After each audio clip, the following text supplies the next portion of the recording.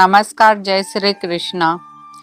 आप सभी को मैंने कल बताया था, जिसने भी मेरा पूरा वीडियो अगर देखा होगा उसे मेरी बातें अवश्य समझ में आई होगी, क्योंकि मैंने कहा था जो एस्ट्रॉयड है वो बस पृथ्वी के पास आकर गुजर जाएगा, पृथ्वी पर अभी एस्ट्रॉयड गिरेगा नहीं, और वह सत्य हो गया।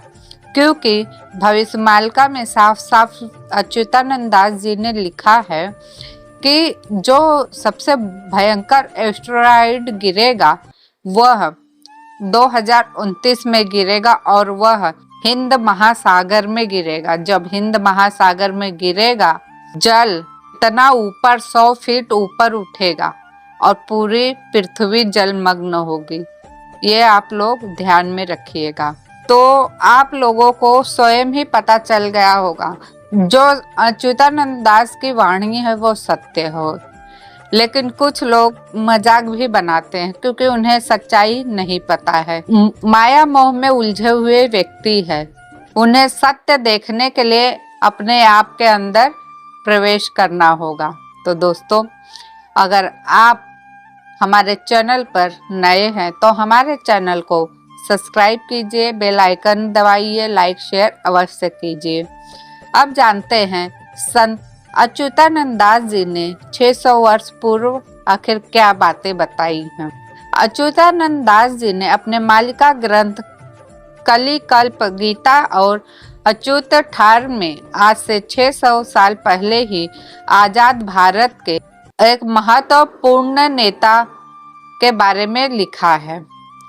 वे लिखते हैं कि भारत में जब एक ब्राह्मण का शासन आएगा तब विश्व में कई प्रकार के परिवर्तन देखने को मिलेंगे। स्वरूप सबसे पहले 13 दिन के पक्ष के शासन करेगा और इस अल्प अवधि में ही बहुत नाम कमाएगा। फिर वह 5 साल के लिए सत्ता में होगा। महापुरुष अच्युतानंद दास जी ने दिल्ली से राज करने वाले इस व्यक्ति का नाम बताए हैं, जिसका नाम है अटल बिहारी वाजपेयी। वे आगे कहते हैं कि मेरे यह वाणी पत्थर की लकीर है जो अवश्य संभावी है, मतलब पूर्ण होगी। हम सभी भली भांति जानते हैं कि ब्राह्मण जाति से आने वाले स्वर्गीय अटल बिहारी वाजपेयी ने सर्वप्रथम 16 मई 1999 से 2004 तक पूरे 5 वर्ष वे देश के प्रधानमंत्री रह चुके थे। इस तरह सदियों में लिखी भविष्यवाणी आज सत्य साबित हो रही है। आगे बताते हैं संत जी, लीला प्रकाशी लीलामय मयंकर सत्य जे एकाम्र बन लीला करु थीबे अंत माधव सर्व आनंद होई। अर्थात प्रभु जी अनंत माधव नाम को धारण करके एकाम्र बन भुवनेश्वर में रहकर धर्म संस्थापना के कार्य को आगे बढ़ाए।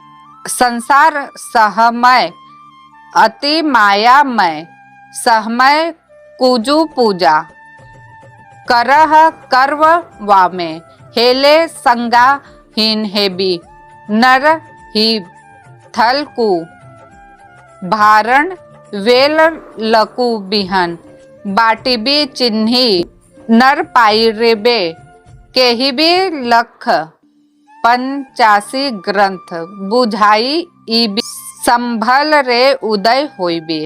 अर्थात यह संसार मायामय है।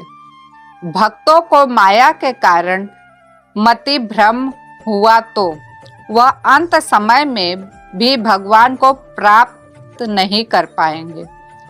वह स्थान पर मृत्यु के चक्र पड़ जाएंगे।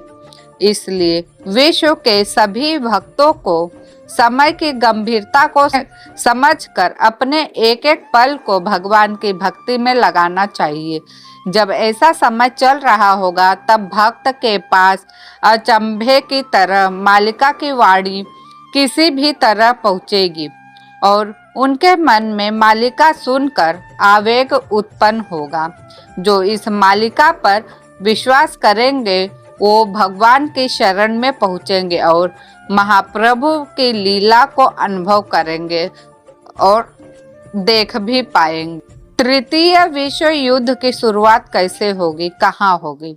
समुद्र में परमाणु बम गिरेगा और इसी के स्थान पर महाभारत का आधा बेला का शेष युद्ध आरंभ होगा। तृतीय विश्व युद्ध, जिसे कली महाभारत भी कहा गया है, वो चीन और भारत के बीच के युद्ध से शुरुआत होगी और इससे कई लोग अकाल मृत्यु को प्राप्त होंगे।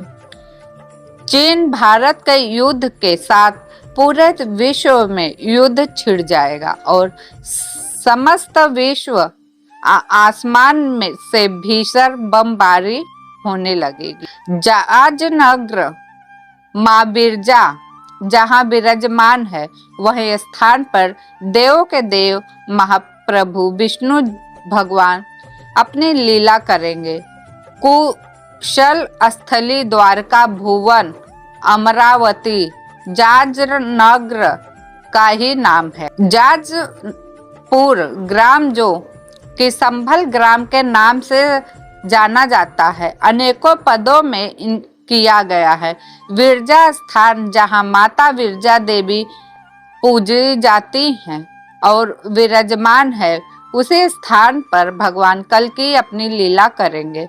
देवों के देव महादेव महाविष्णु वही जगह पर अपनी लीला को प्रकट करें। द्वारका भुवन को कुश स्थली द्वारका बोला जाता है। अमरावती जिस जगह को बोलते हैं जहाँ मृत्यु लोक नहीं है, जहाँ देवताओं का निवास नहीं है, जहाँ स्वर्ग है, जहाँ अर्काशिला है, जहाँ अष्टगिरी है, जहाँ हटेश्वर है, जहाँ पाताल वैकुंठ है, वही स्थान को अमरावती के नाम से अमर लोक के निवासी स्थान के हिसाब से शिशु अनंत दास जी ने वर्णन किया है। सभी को स्वयं ही समझ में आ रहा है कि शिशु अनंत दास जी और अच्युतानंद दास जी की इस गहरी भविष्यवाणी के बारे में जो मैंने अभी आप लोगों के सामने रखा है, आप लोगों को समझ में जरूर आया होगा।